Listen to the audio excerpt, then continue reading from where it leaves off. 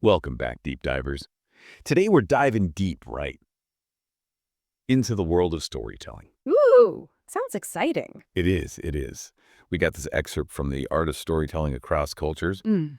to guide us. Okay. And, well, the goal is to figure out how storytelling, brings us together, but also sets us apart across, different cultures and stuff. Yeah, I'm curious about that. Like, how much of how we tell stories Right. is influenced by where we come from? Exactly.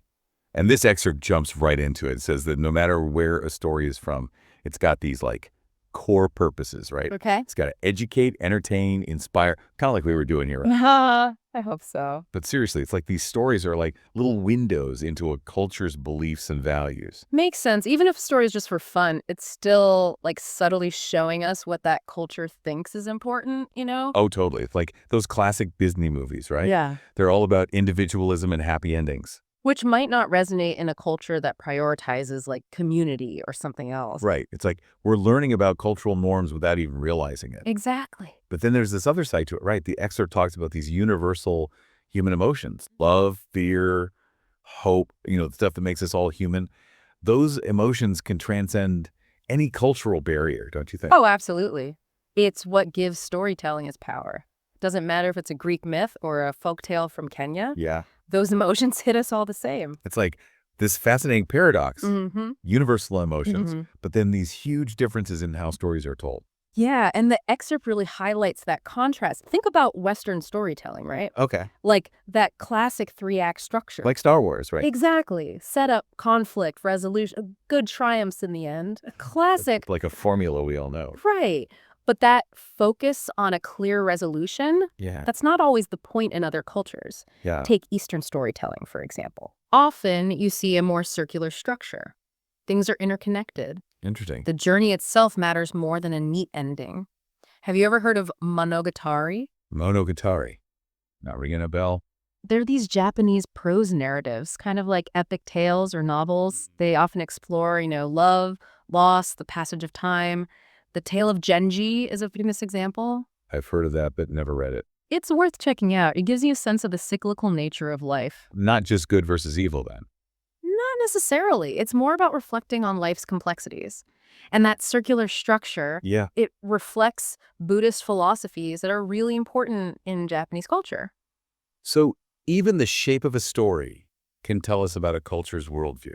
That's blowing my mind. It's pretty amazing. And it's not just about structure either. Right. The way a story is delivered, the medium, that all becomes part of the experience. Think about the griots in West Africa. Griots. Okay, you're going to have to explain that one. So a griot is like a historian, a musician, a storyteller. All in one. All in one. They're the keepers of their community's history. And they use music, song, dance to bring those stories to life. So it's a whole performance. Exactly. It's immersive. The audience is right there in it. Like they embody the culture. They do. Mm. They bridge the past, present, and future through their stories. That's powerful. And it shows how cultures develop unique ways of telling their stories. We've got Western movies with their three acts, Eastern tales that are more circular, African griots with their performance. What other forms are out there? This excerpt better have more. Oh, it does. It does. It talks about indigenous cultures and their oral traditions.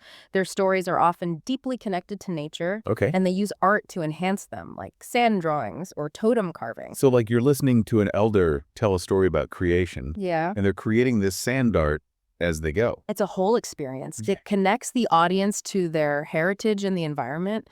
And those stories, they're not just for fun. They transmit ecological knowledge, spiritual beliefs. It's vital information. Absolutely. Essential for survival. And it makes you realize each culture has its own unique storytelling fingerprint, shaped by their history, environment, values. A fingerprint. I like that. And understanding those differences, that's key to building bridges between cultures. It's true. Each story is like a window into another world, another way of life. Exactly. And by appreciating those differences, we can start to see what connects us all. I think that's a great place to pause for now. Yeah, we've covered a lot of ground. Maybe take a break, let these ideas sink in, and we'll be back soon to explore even more about the fascinating world of storytelling across cultures. Sounds good to me. Yeah, We'll see you back here for part 2, Deep Divers. Okay, so we've established that exploring stories from around the world is pretty important, right? Yeah. But this excerpt It goes a step further. Yeah. It talks about how stories are changing, evolving, especially now with translation, film. It's true. Modern media has made stories from all over. More accessible, which is amazing. Take magical realism, for instance. Oh, I love magical realism. It's such a fascinating genre. It is. Blending the real and the fantastical. Yeah, and it often pops up in literature from Latin America. Like Gabriel Garcia Marquez. Exactly. Yeah. And that blend of reality and fantasy, I think it reflects the cultural experiences of people living in those regions. Look, myth and history are kind of intertwined. Yeah, it's a way of seeing the world Right. that might not make sense through a purely Western lens. So it's not just translating words, it's translating, A whole worldview. a whole way of thinking. And then there's Afrofuturism, which is becoming so popular. I've seen that term, but honestly, I'm not sure I totally get it. So Afrofuturism basically reimagines the future, Okay. but through an African diaspora lens, blends science fiction, fantasy, African mythology. Like Panther. Exactly. Black Panther is a perfect example. A technologically advanced African nation untouched by colonialism. It challenges a lot of assumptions Oh, yeah, for sure. and celebrates African culture and innovation. That's powerful stuff. It is. And it's just one example of how Yeah. these hybrid forms of storytelling are pushing boundaries. They're making us think differently. They are confronting our biases, seeing the world from multiple perspectives. Which is what this whole deep dive is about, right? Right. Engaging with stories from different cultures. It expands our understanding of what's possible. It's true. Okay, so we've talked about universal themes, Yeah. cultural variations, modern media. Mm-hmm. But what's the takeaway for our listeners? What can they actually do? That's a great question. I think, first of all, it's about recognizing that perspective matters. Like everyone sees the world differently. Yeah. And by engaging with those different perspectives, we learn so much. We break free from our own little bubble. Exactly. There's a whole world of stories out there. And wouldn't you say that diversity in storytelling Mm-hmm. actually fuels creativity? Right. Absolutely. Borrowing from other cultures can breathe new life into our own traditions. Like how anime and manga have influenced Western animation, Right. It's a global exchange of ideas. leading to new, amazing things. But maybe the most important thing is the connection, right? Okay. Stories connect us across time and space. They remind us of our shared humanity. Whether it's a folk tale or a viral video, Yeah, it doesn't matter. Stories bring people together. it's like they build empathy, They do. They let us see the world through someone else's eyes. even if their experiences are totally different from ours. Exactly. And that empathy, that's crucial for building bridges between cultures. So we've said exploring stories from different cultures is important, Mm-hmm.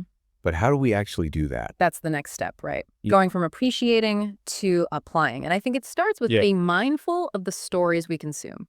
Okay. Are we seeking out diverse voices? Are we challenging our own biases? Like actively looking for stories outside of our comfort zones, Exactly. Read books by authors from different countries. from different cultures. Attend storytelling events. There's so much out there. And don't forget about sharing your own stories, too. Right. Every single one of us has a story. And those stories can be so powerful. For connection, for understanding, Don't be afraid to share your experiences. even if it's just a small anecdote. Yeah, it can spark a meaningful conversation. Mhm. But beyond just consuming and sharing stories, Mhm.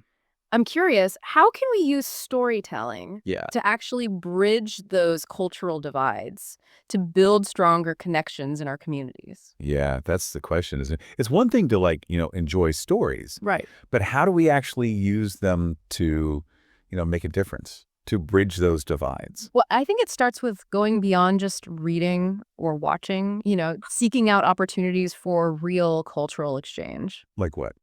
Give me some examples. Well, have you ever been to a storytelling circle?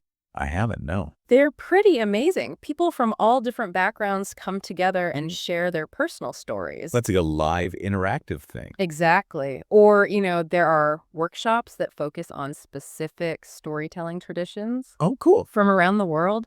It's a chance to really immerse yourself. Yeah, that sounds awesome. But I got to be honest, Yeah, sometimes those cultural divides feel huge. I know what you mean. Can storytelling really make a difference on that kind of scale? I think it can. Look at how stories have been used to challenge stereotypes, Yeah. to promote social justice. Think about stories from the LGBTQ plus community. Yeah. Those stories have helped shift attitudes, advocate for equality. Because they're putting a human face on these issues. It's about humanizing the struggle, making people connect on a deeper level. And that can lead to real change. It can. Right. And it's not just limited to, social justice. Storytelling can also be powerful Yeah. when it comes to global challenges like climate change. Really? How so? Well, think about it. Stories can connect us to the natural world. Mm-hmm. They can inspire us to take action. Like those indigenous stories we talked about. Exactly. They teach respect for the environment, Right? the interconnectedness of everything. We need more stories like that. Stories that make us care about the planet. Yes. Stories that spark our imagination, that help us envision a sustainable future. It's like we need to rediscover that connection Uh-huh. between human experience and the natural world. I think so. Stories that remind us we're not separate from nature, Yeah. but a part of it. Our actions have consequences. We need stories that awaken our sense of wonder. And responsibility. Yeah, exactly. This deep dive has been amazing. I've enjoyed it. It's made me realize that storytelling is so much more than just entertainment. Mm-hmm. It's about connection, understanding, creating a better world. Couldn't have said it better myself. Storytelling is a powerful tool. It is. So as we wrap up, I want to leave everyone with a challenge. Ooh, I like a good challenge. Go out there and find those stories. The ones that expand your world, challenge your assumptions, connect you to something bigger. Yeah. Share your own stories authentically, courageously, and use the power of storytelling to make a difference. Beautifully said. Our stories can shape not just how we understand the world, Right. but the world itself. That's the magic of storytelling, everyone. Thanks for joining us on this deep dive. Thanks for having me. Until next time, keep exploring, keep sharing, keep the art of storytelling alive.